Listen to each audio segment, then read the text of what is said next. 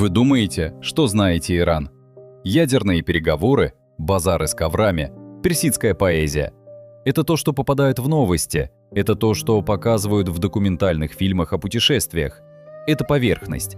Но что, если я скажу вам, что в этой стране до 1970 года официально практиковался ритуал, при котором тела умерших скармливались грифом на специальных башнях? Что под одним из ее крупнейших городов сохранились сотни тысяч скелетов жертв чумы на глубине всего 1,5 метров от поверхности?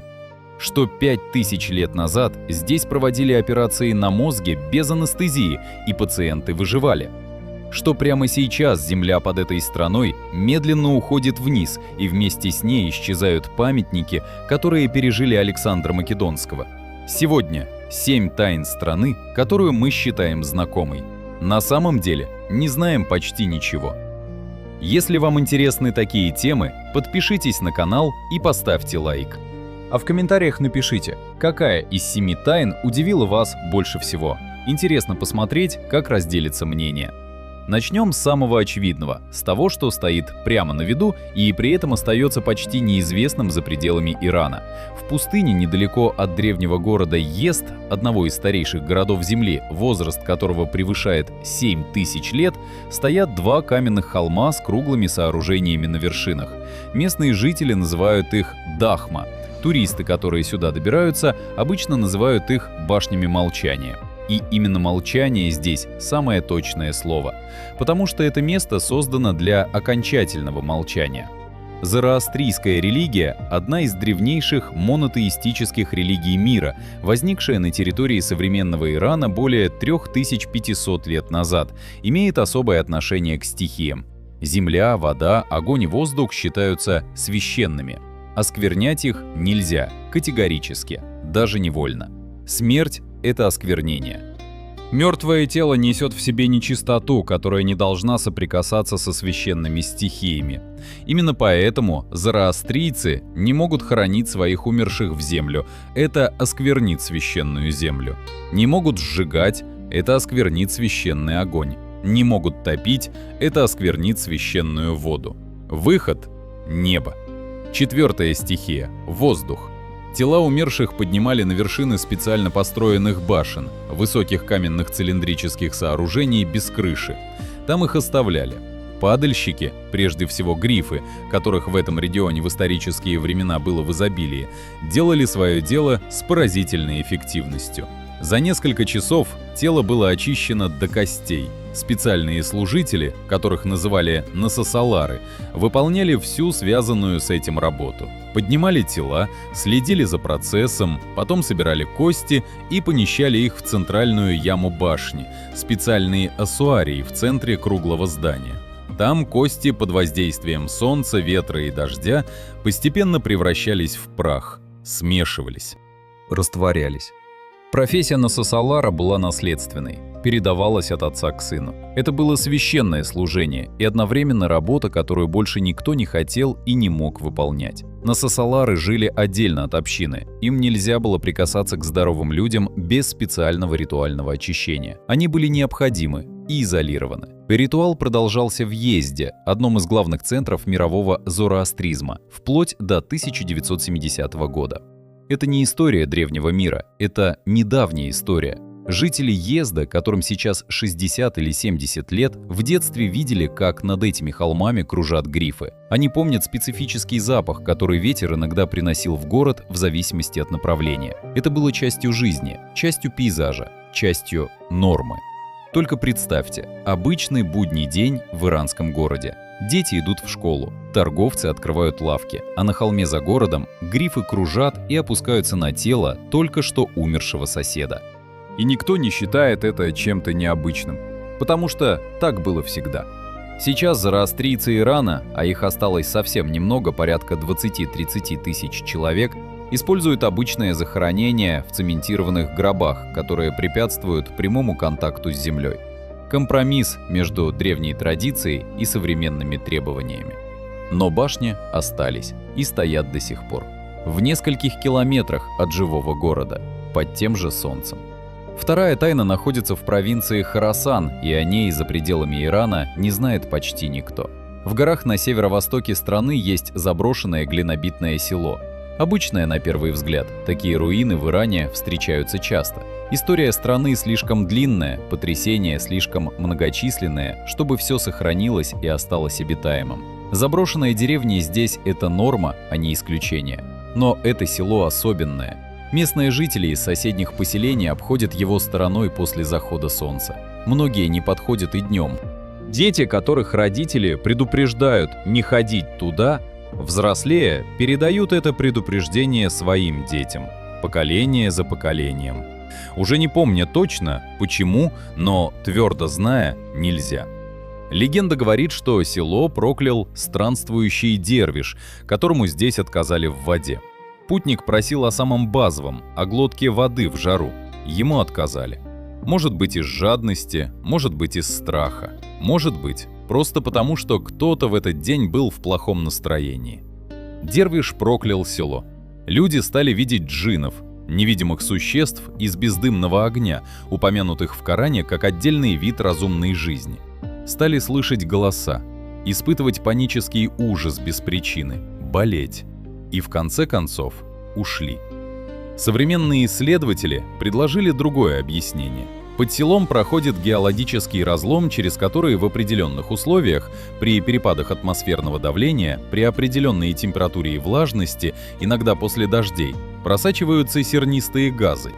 Прежде всего, сероводород и двуокись серы. Сероводород в малых концентрациях вызывает головную боль и легкую дезориентацию. В чуть больших – тревогу, панический страх, зрительные и слуховые галлюцинации.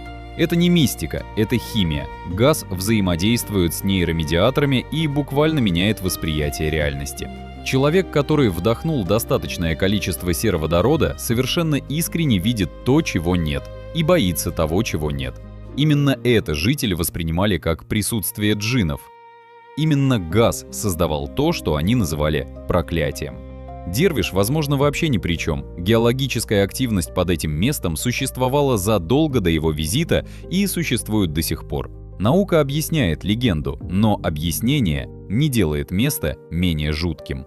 Напротив, идея о том, что Земля под вами может отравлять ваш разум невидимыми газами, заставляя видеть то, чего нет, и бояться без причины, это страшнее любого джина. Потому что это правда. Третья тайна.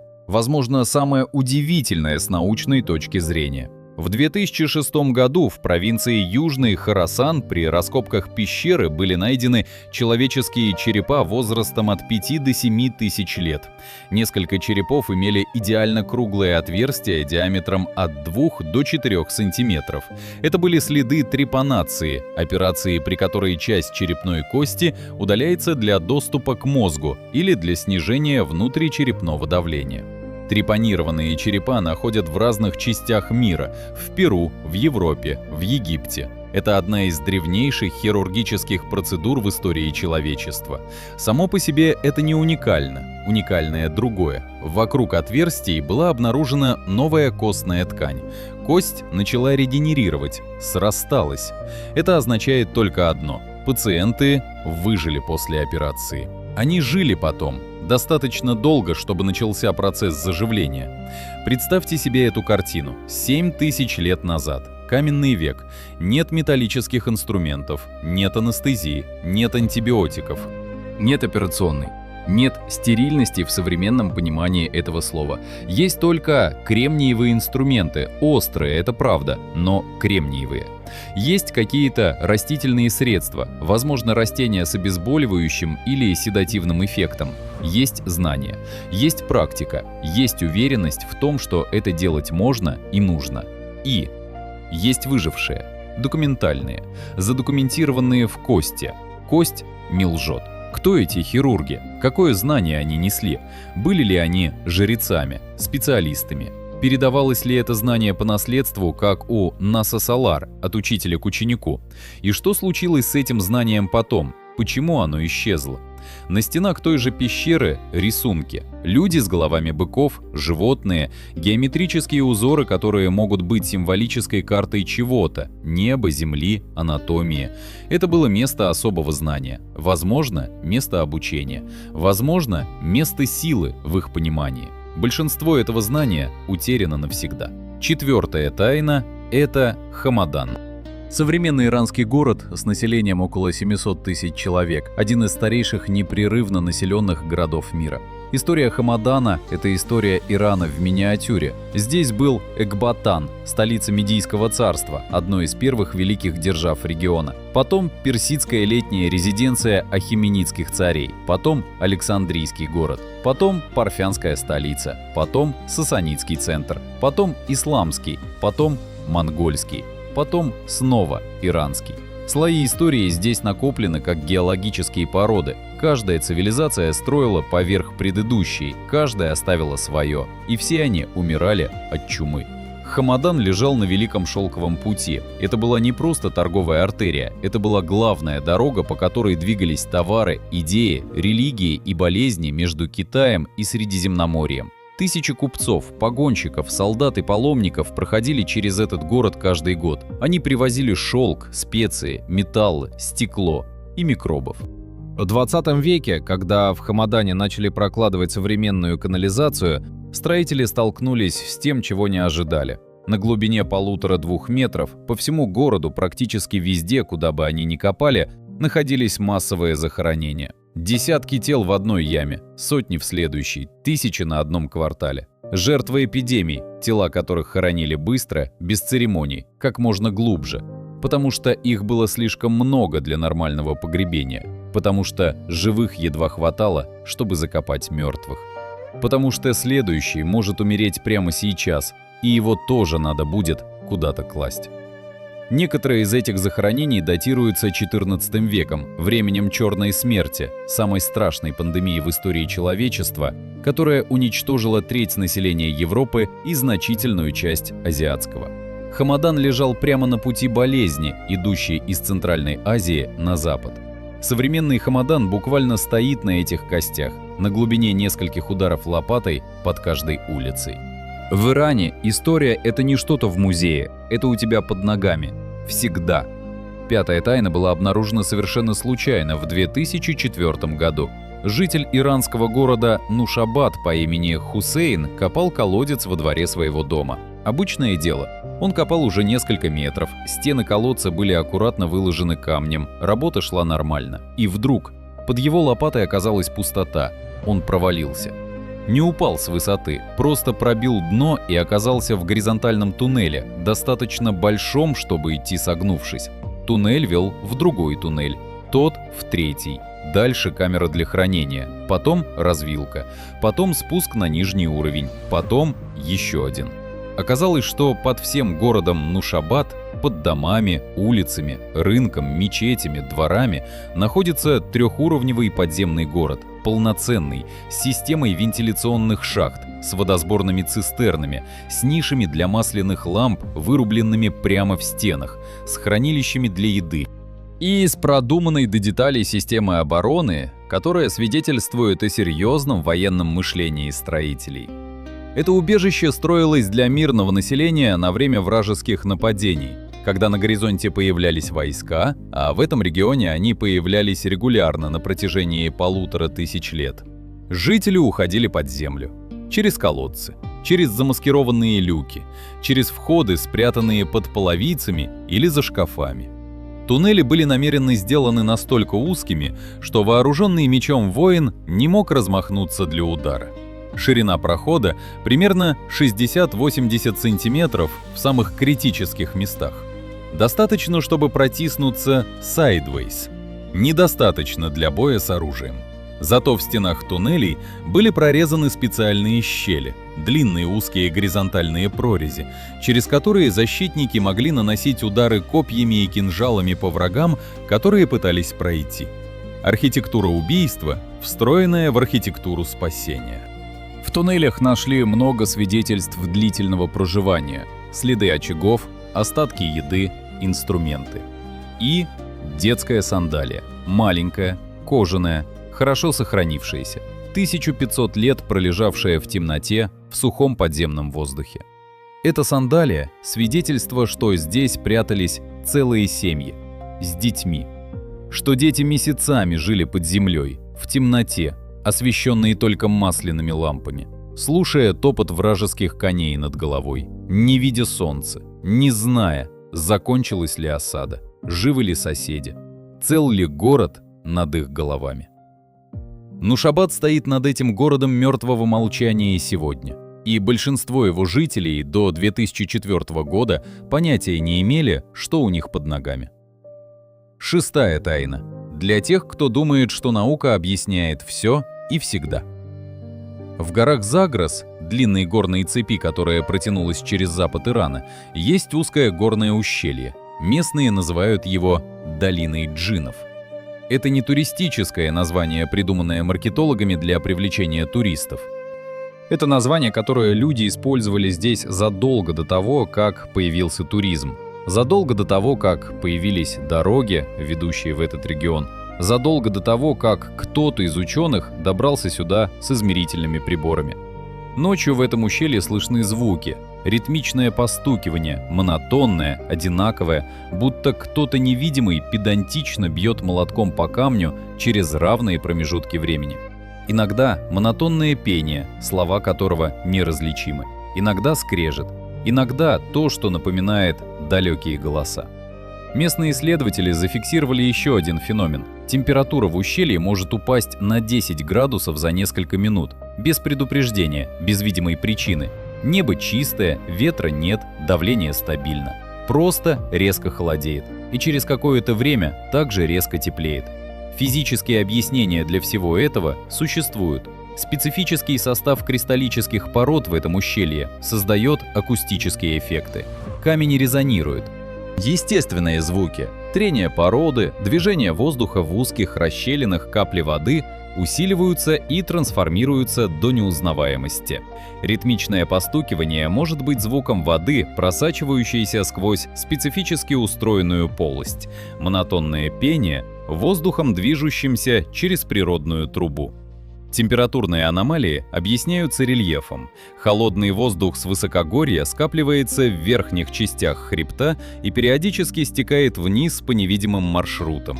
В узком ущелье это создает внезапный, резкий холод. Все это правда, все это реальные научные объяснения. Но когда ты стоишь в этом ущелье в 2 часа ночи, один, и слышишь, как что-то методично и ритмично стучит где-то в темноте над тобой, физические объяснения помогают ненамного, потому что знание механизма не убирает ощущения. А ощущение здесь — это ощущение присутствия чего-то разумного и невидимого. Местные жители убеждены, что это джинны. И пока у науки нет объяснения лучше, чем имеющееся, трудно спорить с тысячелетним опытом людей, которые жили рядом с этим местом и знали его лучше любого исследователя. Седьмая тайна. Не история, не легенда, не археология. Это происходит прямо сейчас, и это самая страшная тайна из всех. Именно потому, что она не тайна вовсе. Она известна, задокументирована и практически игнорируется. Иран тонет. Земля под страной опускается. Медленно, по 25-30 сантиметров в год в наиболее пострадавших районах. Это немного для 1 года. Это катастрофа для 10 лет. Это необратимая трагедия для 50. Причина – истощение подземных водоносных горизонтов.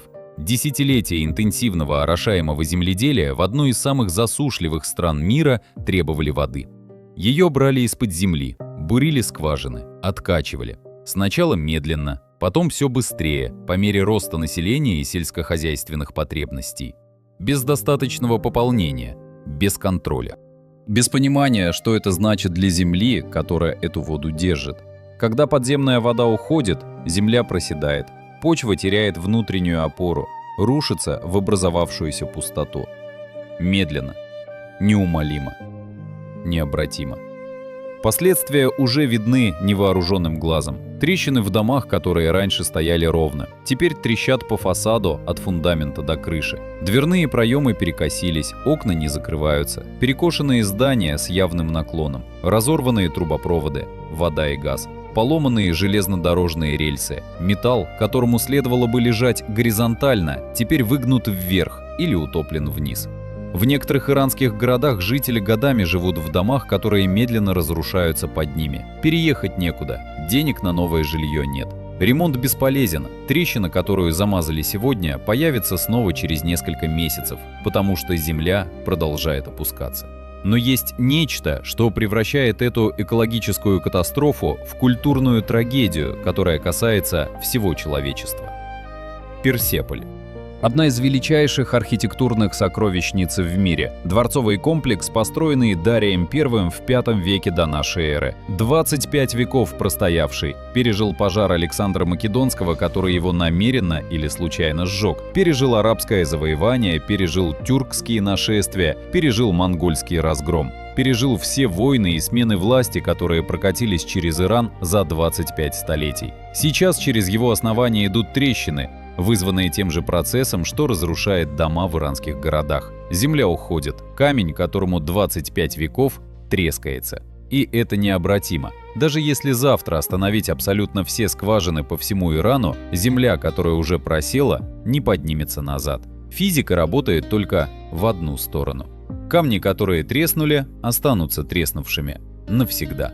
Иран – страна глубины. В самом буквальном смысле. Под каждой улицей история, под каждым полем история, под каждым городом другой город, более древний, и под ним еще один. И еще. Башня молчания в нескольких километрах от живых кварталов. Подземный город под обычными дворами. Черепа с оперированными мозгами в забытых пещерах. Кости чумных жертв под асфальтом современных улиц. Ущелья, где ночью слышны звуки, которым нет объяснения. И земля, которая медленно уходит вниз. 7 тайн, 7 слоев, одна страна. Напишите в комментарии, какая из 7 удивила вас больше всего. Башни молчания, подземный город, хирурги каменного века, которые делали операции на мозге без анестезии и пациенты выживали. Или то, что Персеполь медленно разрушается прямо сейчас, и никто особо об этом не говорит. Иран – это страна, где самое страшное всегда лежит чуть глубже, чем вы готовы копать. Где история не заканчивается и не начинается. Она просто накапливается, слой за слоем, тысячелетие за тысячелетием. И каждый слой хранит свои секреты. Под красивым фасадом древней цивилизации скрыты тысячелетия боли, изобретательности и тайн, которые местные жители научились принимать как часть повседневной жизни. Они живут над подземными городами, они живут рядом с башнями смерти, они живут в домах, стоящих на костях чумных жертв. Они живут на земле, которая медленно уходит у них из-под ног. И при этом продолжают жить, продолжают строить, продолжают любить свою страну. Может быть, именно в этом главная тайна Ирана. Подпишитесь, если хотите больше таких погружений в места и истории, о которых не пишут в учебниках. Впереди еще много стран с такой же глубиной, и каждая из них намного интереснее, чем кажется снаружи. Иран ждет, земля под ним тоже.